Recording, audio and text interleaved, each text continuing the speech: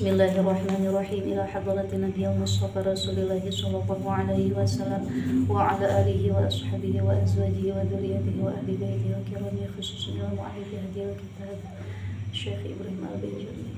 Nafa'ana bi'ilmi Al-Fatihah.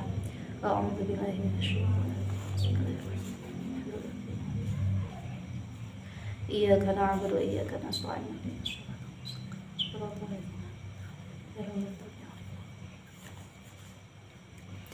Bismillahirrahmanirrahim. Qala al-musannifu rahimahullahu ta'ala wa nafa'ana bihi wa bi'ulumihi wa amadana bi asrarihi wa a'adana min barakatihi fid dharaini amin.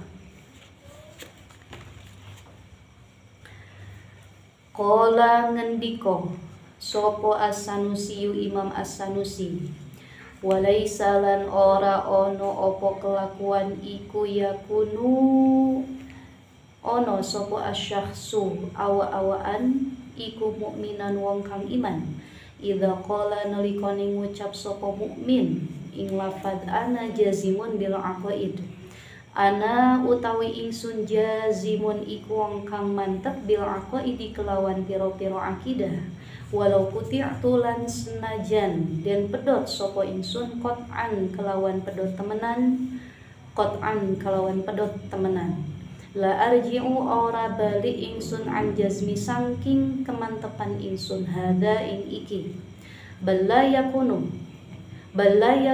bali yen to ora ono sopo syakhs iku mukminan wong kang iman hatta ya'lama sehingga ngerti sopo syakhs kulla akidatin ing ikilah akidah min hadhil khamsina saking ikilah perkara 50 bidaliliha kelawan dalil ikilah khamsina. Di sini ada makalah dari Imam Sanusi terkait permasalahan akidah atau terkait permasalahan keimanan seseorang, keimanan seorang muslim yang mengaku mukmin. Kata Imam Sanusi, mana tadi?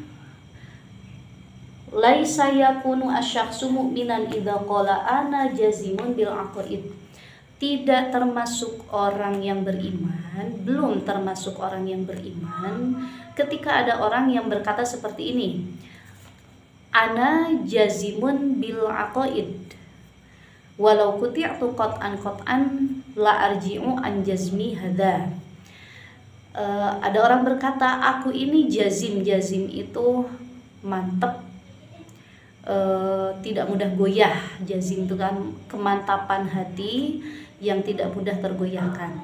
Nah, saya ini mantep dengan akidah saya, sehingga seandainya badan saya dipotong beberapa potong pun saya tidak akan pernah melenceng dari kemantapan akidah yang saya pegang. Nah, ada orang yang mengucapkan kalimat demikian. Menurut Imam Sanusi, kalimat tersebut tidak bisa menunjukkan apakah orang tersebut ini diakui keimanannya atau belum. Jadi tidak bisa membuktikan seseorang itu sudah punya iman, dan juga tidak bisa membuktikan bahwa orang ini adalah apa, kalau bahasa kerennya sekarang tuh pejuang tauhid ya, atau pejuang akidah. Nah, sebab apa?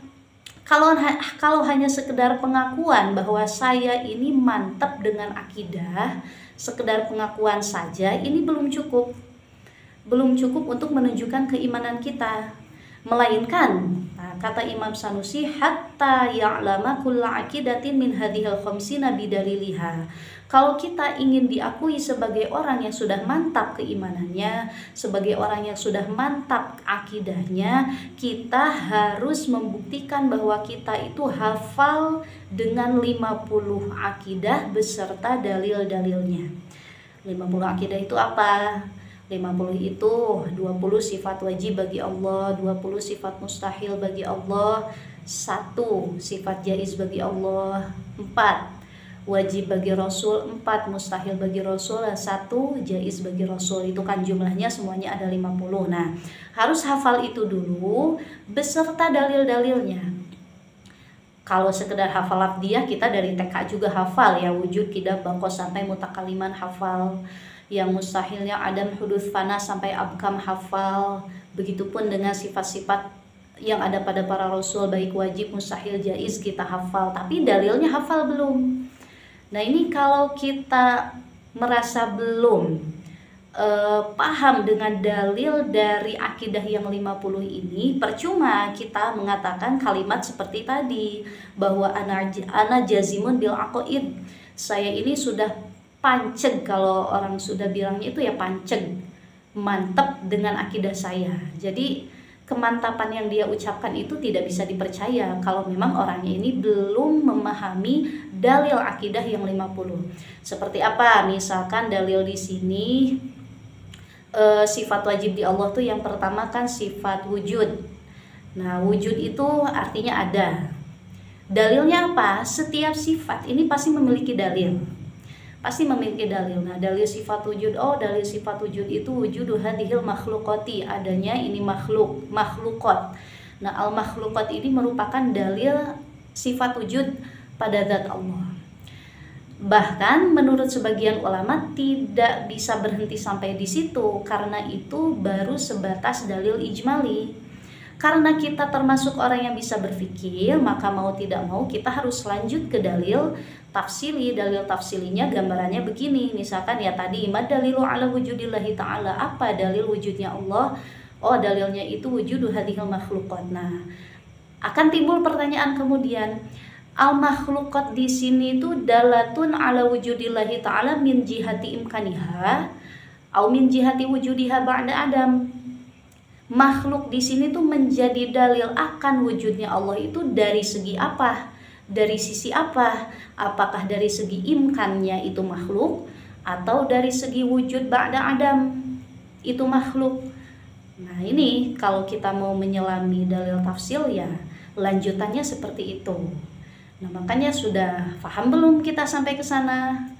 Kok buru-buru kita berkoar-koar bahwa kita ini adalah orang yang sudah mantap akidahnya, bahwa kita ini adalah seorang pejuang tauhid, padahal ditanya dalil saja masih geleng-geleng kepala. Atau misalkan contohnya dalil sifat kidam.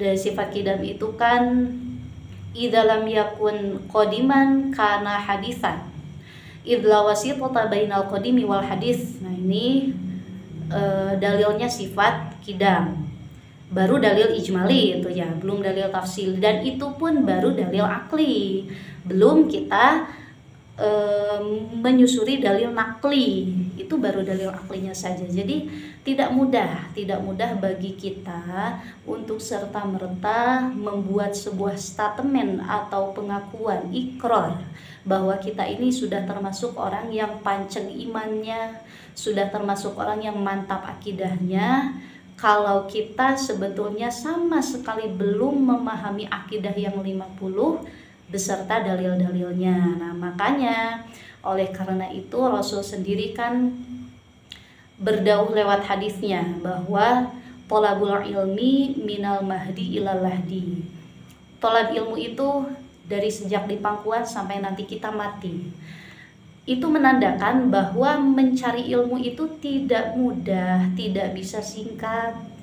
Tidak mudah, tidak bisa singkat, sehingga seandainya kita ukur dengan usia kita pun sebetulnya tidak cukup untuk menimba ilmu yang sudah Allah turunkan ke dunia ini.